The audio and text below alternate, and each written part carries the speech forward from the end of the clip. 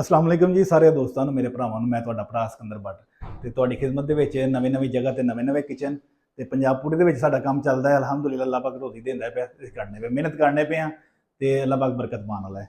ते तुहानूं इह छोटा जिहा किचन दा सैटअप विखा लगे हां।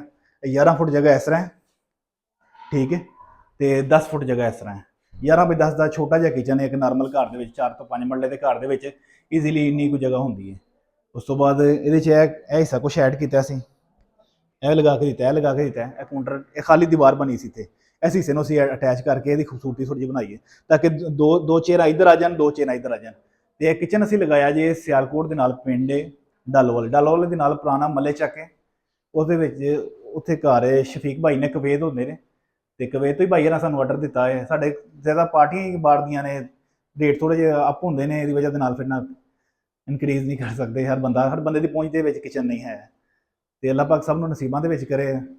गल है कि जिन्हें पैसे लाने ने उन्हें ही चीज़ों सहूलत लैनिया ने। किचन तो तुहानूं 10 बाई इस तरह 10 तो 11 फुट की मैश, 120 फुट मैश है। चीज़ां चेक कर लो, डबल जैक लगा के देंगे असीं, बैक 5 mm PVC, एलूमीनीयम के डोर, प्रोफाइल ऐट उपर हुड नूं रिकवर किया गया है। बिस्मिल्लाह वाला हुड तुहानूं ला के विखाया ताकि जो तुसीं कुकिंग करो तुहाडे खाने दे विच बरकत होवे, तुहाडे काम दे विच बरकत होवे, क्योंकि जो इंसान खाता है वही इंसान होगा। तो चीज़ें भी अगले अगले पासे आ जाओ।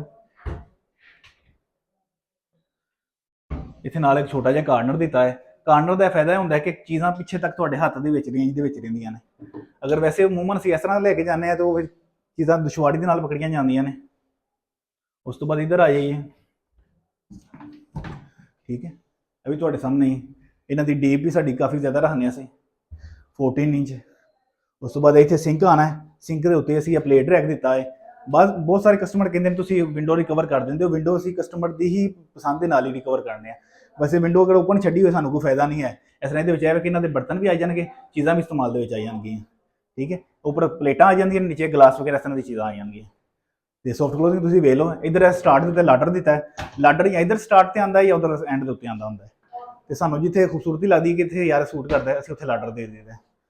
उस तो बाद नीचे वाले सिंक वाला एरिया टोटल वाटरप्रूफ होंदा जे, ठीक है। बास्किट ये एक शापर रखना है, इस्तेमाल करो इनू। शैंपू रैक है साढ़े वालों होंदा है कस्टमर नूं, ठीक है। असैसरियां के पैसे असीं कस्टमर को लैदा लैंदे तो डिलीवरी भी। एक दराज का साडा rack, spice rack, 2 spice rack, 3 दराज साढ़े लाउंदे कस्टमर नूं। ते कैल की लकड़ी का फ्रेम होंदा या दिहाड़ की लकड़ी का फ्रेम होंदा है, जिहड़ा भी कोई अवेलेबल होवे असीं लगा के देंदे जे। हुण इहदे च हुण चीज़ां अगर हुण तुहानूं इहदी कीमत दस्सने हैं, 120 फुट मैश है, 2,50,000 रुपये का किचन है तुहाडा, ठीक है। उस तो बाद इहदे विच असैसरी जिहड़ी है ना 1 लाख रुपये की असैसरी पाई जाती है। इहदे च इन्हां एक चीज़ है एक्सट्रा ऐड की है, यह जिहड़ा ना चुल्हा ऐड किया है, ठीक है। तो यह काउंटर ऐड किया है। ये मैश 100 तो मेरे ख्याल नाल 35 तो 40 फुट की मैश बनी है इस किचन की।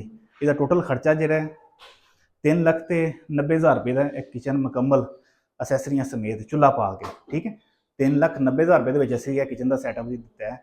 ओवन इन्हों पार्टी का कस्टमर का, ठीक है। तो शफीक भाई का बहुत शुक्रिया। शफीक भाई ने बच्चों को इनाम भी दिता है, तो बहुत मुहब्बत की है। तो खाने शाने भी अलहमदुलिल्लाह जिथे जाने अल्लाह पाक रोटी देने वाला है, तो खाने पीने भी लभदे ने अलहमदुलिल्लाह। अल्लाह पाक इस तरह इन्हों के कारोबार में बरकत पाए, तो इन्हों के रिज़क वसी करे जिन्ना साडे नाल मुहब्बत करते हैं मजदूरों के नाल, ठीक है। लव यू सब दोस्तों का शुक्रिया।